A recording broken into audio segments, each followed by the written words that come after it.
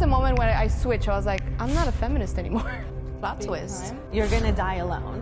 Men are no longer taking responsibility. Men don't want to be providers. Independent woman by yourself, die by yourself. In 2035, 40% of women are gonna be single and childless. If you have kids, then you're destroying the planet. We're a group of friends united by a common purpose to create happy, stable, valuable women around the world. Because if it happened to us, it probably happened to you.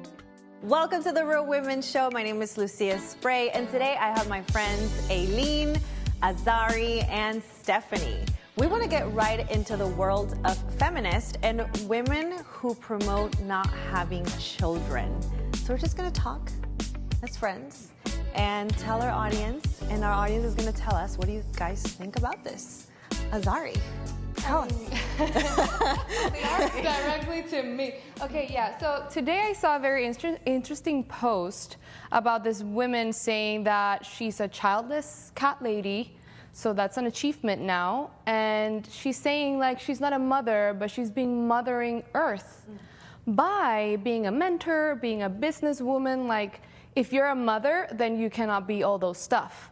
So this is like the perverted part of feminism, where we are not supporting women's femininity, women's ability to bear children, ability to procreate and advance society, which is one of the biggest roles women have. And they have removed that ability from us. Like, being a mother is just simply not enough.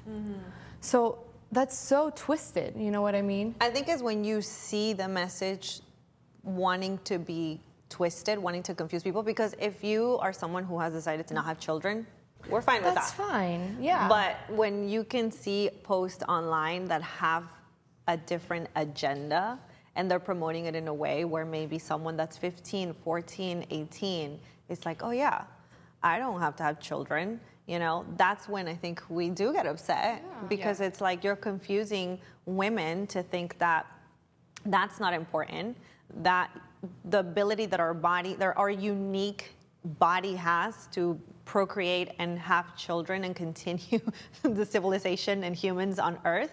It's like, no, we don't want to do that. So I don't know. Like, for me, the biggest lie that I was sold when I was a very hardcore feminist, because I was very hardcore, like Plot big twist. time, like big time, crazy. Tell me about it. Was that having kids was not important at all, and that doing an Excel sheet was very important. Like, doing a business thing was the most important thing, and I devalued mothers a lot. Like, that was not enough. Oh, I'm just a mother. And then I was able to see, like, whoa, I am the creator of life, and I am putting society forward. So if I educate this person, this little baby, to be a successful being, who knows? They can be the next Elon Musk. You know what I mean? Yeah. But it's on me, and that's like the future of the world, you know? And like, to remove the importance of that, I just think is crazy. Like, wow. I love that you touched on that point of, oh, I'm just a mother, because I think the two of, oh, you don't have to have children, and how a person feels of, oh, I'm just a mother, the combination is recipe for failure. Because if you already feel, and sometimes I felt it too, like, oh my gosh, what achievement do I actually have in this life? Did I get this degree? Did I do this? Did I do that? Did I get to the top of that company? No, I didn't. I was at home. Oh, great. You know, and you start feeling that way about being a mother, and then all of a sudden someone that does have status, sort of status, comes in and says, well, childless women are the greatest thing, then I'm going to want to just think, why did I even have children? You know, I'm just not going to want to have children. And then I'm going to pass that on, that idea, wrong idea, to other people, and kind of infiltrate and indoctrinate other people to think that you don't need children. I didn't even think about that, how mothers feel right now, seeing that media are saying that the thing that is in is not having kids. It's not having kids. So they're feeling like a failure. Absolutely. So I read this statistic that in 2035, 40% of women are going to be single and childless. What's the percentage? 40% of women over 30 are going to be single, no kids. So businesses are preparing to offer services for women with no kids, single, like concepts, you know? Like this type, it's already happening. It's already a thing. Wow. 40%. And another thing that I read is that you remember when in China you could only have one kid and that was the rule. So, okay, that was great at first. And then years later, they started to see the consequences in society. That's why now it's 2 minutes. Like, oh, now they bumped it up. Oh. Like years ago, too. Because they started to see that they didn't have people to do labor. They didn't have employees. They didn't have people. They didn't have, and they didn't realize the huge impact that was going to have in the country that they had to put, okay, let's have 2. I think now it's 3, actually. But I need to double. But it's this lie, too. Like, I had a friend that she had this weird indoctrination of if we have kids, then you're destroying the planet. Yeah. So she made me feel like I was the worst person on earth because I wanted to have kids. Like you were doing you're mistaken, you're the worst, you don't even care about anybody. And I was like, because I want to have kids? Yeah. That was the moment when I switched. I was like, I'm not a feminist anymore. Those are the people that this feed is not into that. working. Like, why am I pledging alliance to somebody, to a group that is damaging my relationship, my future, my, like... And the future of planet Earth. Yeah. I'm like, yeah, I understand that there's men who need more education, right? Men who need to take more responsibility and not leave, like, single mothers. I get it. But that's a thing that we have to work on together and, like...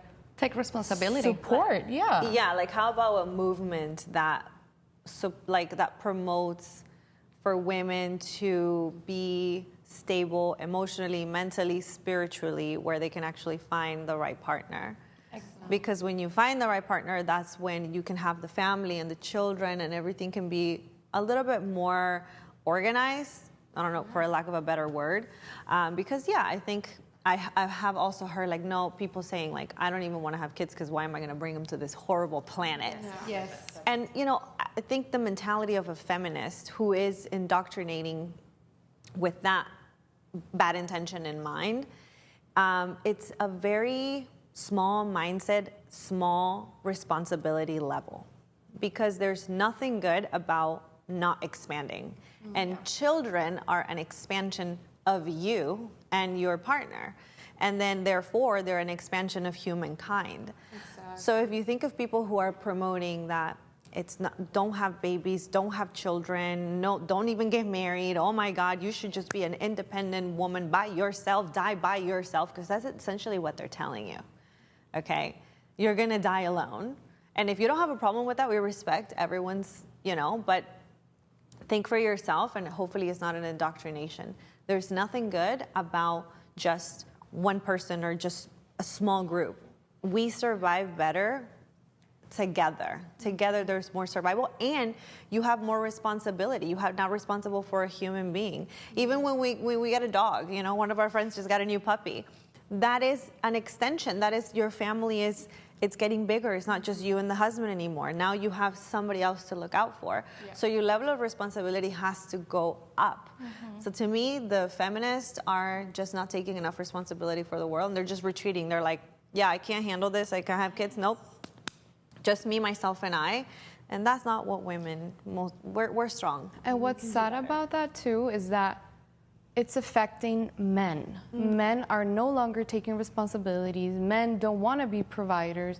Men don't want to protect women. And there's like little amount of men, like very low amount of men who are still believing in that. But for example, for me, you don't pay for me. You don't give me gifts. You don't open my door. I was a hardcore, like, don't pay, don't do this. I don't want gifts. I don't want anything. I do it by myself. Don't help me. I was like that. Wow. And the only thing I was doing was, first, I was getting with guys who were not respecting me at all. Zero responsibility for me. Nothing. I would pay for their stuff. Whatever. Okay, that's another subject. Yeah. And then I was pushing a guy who was really taking care of me because I was I need to be a feminist and I need to be this, because he's going to take advantage of me. And I was not letting this very traditional conservative guy just take care of me, right? So now it's this push of, do not date conservative guys, date liberal guys. Dude, I've dated liberal guys and I've cried and it's been horrible. Like, really give this opportunity of a little tradition, you know, a chance. Like it's really nice. Well, for me, right? That's what I believe. Yeah. Based on my experiences, you know. Oh yeah. Being on both sides of the spectrum. I don't feel good. I mean, I just genuinely, like, I would not feel good me taking care of a guy and paying for most of the things. I have done it. Like to my husband, let's say I want to pay for lunch or something like that, and he would let me. He'll be like, okay. And I'm like, okay, I can do that. That's nice. But I don't feel like amazing about it. I don't know. There's something, I don't know about you guys. I think he does. Okay. I think Steve, my husband values a lot of anyone, male or female, someone who works and earns their money. So he wants to give me that accomplishment, I think. Like the gift of giving. My husband is like, no, don't pay for everything. Like, of course he takes care of me. He literally pays for 99.9% of everything. But he does like it, and I see it. Maybe it's his love language, I don't know. But he allows me to have that. Because I wasn't a hardcore like feminist like that, but I was like, I'm a strong, independent woman, and I don't want any men to tell me what to do. But he likes it. I don't know if that happens to you guys or you, but I generally am not like, yes, I pay for dinner today. I'm just like, yeah, that feels good. I make money too. That feels nice. But I don't know how women, I don't know. I mean, I feel like I give such a level of support that the support I give him is almost like helping him make more money. You know what I mean? To that level, like I do handle so many things, so he doesn't have to worry about a lot of things. And I love that role and that hat, and I don't feel suppressed, and I don't feel like, cooking and handling the house and handling a lot of things, it's suppressing me. I just feel like it's exciting. Yeah, but you guys work together. Yeah. And you also, like, you do all those things, and you're in the office too. Yeah, I do both. Yeah. And I think that's where women sometimes are like, well, but if I only do the house, or if I only do the office, that's where they're kind of like. So I think it's good for women to produce and to learn how to make money. Yeah, of course. At least know how to work, because you never know if something happens to your husband, something happens. You know what I mean? So you have. And it's a beautiful skill to have. It's a beautiful skill to have, and then I think when the children come, like personally, it would be different. Like I would like to stay home. Probably not going to be in the office all day long, right? But I think that is something that it's important to have. And another thing, it's very important, like, because you have two jobs at the end of the day, right? But it's important to have like the roles we really set up. Like, I don't know when we have to pay rent. Like, I have no idea. I don't know the utilities. I have no idea what's going on there. But I know everything else, right? So it's not that I'm doing all of it, because if I took responsibility for all of the house, I would explode. Like the house and the business, I can't do it. I can't do it. So like the roles really set up when you're both working and you're both producing, that's very valuable. Like it really puts things in order in your area, you know, in your environment. And I do think that men feel at their best when they are providing. That's like their nature. They want to fulfill that role. And sometimes we as feminists and like saying, no, I can do this, we're taking that bliss away from them. Because I'm sure every man wants to be able to provide for their family, to be of use, you know, like, oh my God, I can really contribute to my family and my community. And if you take that away from them, I think that's then you not take good. their responsibility. You lower their responsibility. They don't want to do it anymore. So it's easy. Men can get comfortable like that. Yes, that is very true. Yeah, and I'm sure they don't feel good about it. Yeah. They don't feel good about it. When you were talking about this, you reminded me of someone that said, when I was married to this person, I also didn't know anything about paying rent or paying a light bill. Like, I didn't know any of that. And I was young when I was listening to this. And she told me, and she's like, this is why you need to learn how to do everything on your own, so you never depend on a man. Because when I divorced this person, I felt so lost. I felt like I didn't know how to pay an electric bill. You know, and I'm like, okay, it's the indoctrination. But there is a word called competence. Yes. Being a normal human being. And, you know, this whole thing about never depend on a man, because if he does everything for you, then you're not going to know this. And to a degree, is true. if you allow someone to do everything for you, then you are not going to learn, right? But you can have a scenario where your husband does a lot of things financially. Like, I also don't know anything about the rent, anything about the bills in the house. Like, he takes care of that. But I am competent. I feel competent that if I had to step up and take care of that, I will learn. Yeah, exactly. Yeah. Whether the husband leaves or whatever it is, I'm not going to blame it on a man because of that. Now I cannot do something, or I don't know how to make money, or I don't know how to work. So that's a very good point, I think, for you just have to be competent. And if you know you are, like, you're going to be fine. I think also if women has the opportunity to have this moment, like 18, 19, 20, to live by herself, don't skip it.